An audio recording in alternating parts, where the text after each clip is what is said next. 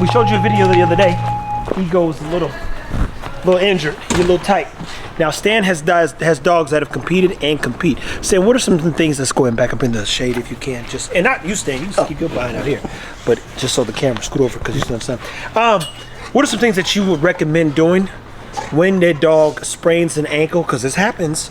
Sprains a phalange, a digit, back right leg.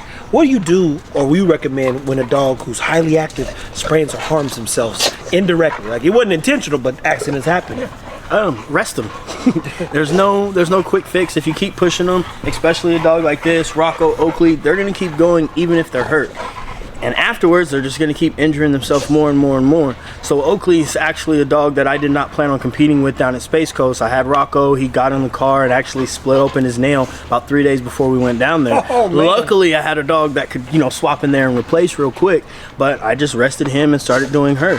So ideally, have more than one dog that can do these things, people. So don't put all your eggs in one basket. Another thing that people do is, you see dog sprain, you go right to the vet. The vet's going to take an x-ray, and if you don't know anything about x-rays, even with humans, if you actually fracture something, a fracture on a screen looks like a slit of paper, when in fact the bone could be as split as a crater.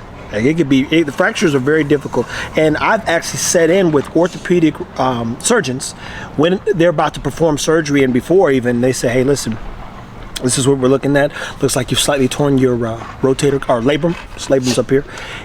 We won't really know how bad it is until we get in there. You'll be like, yo, I just sat through a 3-hour MRI, a 45-hour MRI. For you to tell me you still ain't gonna know or how bad it is even until we get in there. What the hell was I was in that machine for?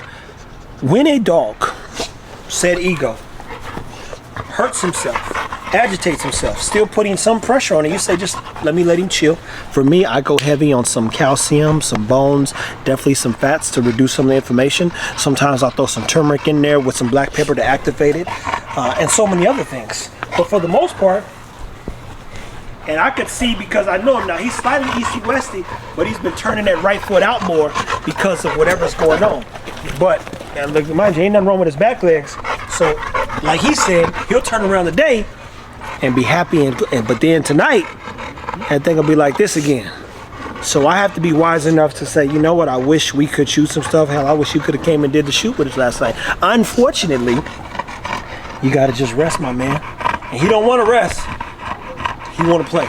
He want to play. But again, so go ahead. Early crate training is very important in this instance as well. So if this dog wasn't ever crated when he was young, he'd be raising Cain and eventually hurt himself more. So crate train your dogs, people. It comes in handy in situations like this. We don't hope our dogs get hurt. We're not doing anything to hurt our dogs, but injuries happen. If you've ever done sports, you've rolled an ankle, pulled a hamstring, shoulder, it just happens. You just keep going. And I remember first time I rolled my ankle, but I got up, yes. I was like, oh, this was different. Out for 3 days, I had to be in the boot. Guys, let me be very clear. Ego and our dogs are dogs we care about. I repeat, we don't breed dogs to look at them. If Ego never had another breeding, for me, that would be fine as long as he could still move.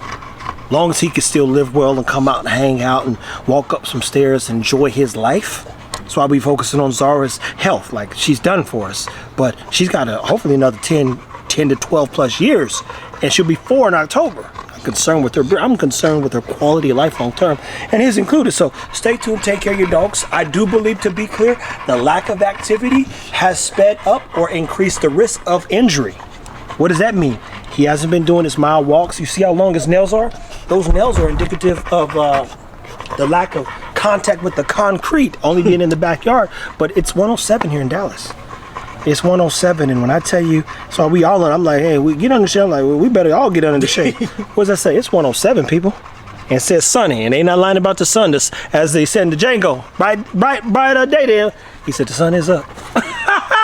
So stay tuned. Keep taking care of your dogs, people. Make sure you let them rest. Be smart enough to know your dog's limit and what they can and cannot do. I've studied this dog in every way, shape, and form, and I repeat, I know where his feet even should be. Accidents happen, people. Don't rush to the vet. It's just going to be an expensive bill for them to tell you to give him some ibuprofen or something. Yep. And then you still just got to put him in a crate and let him just hang out.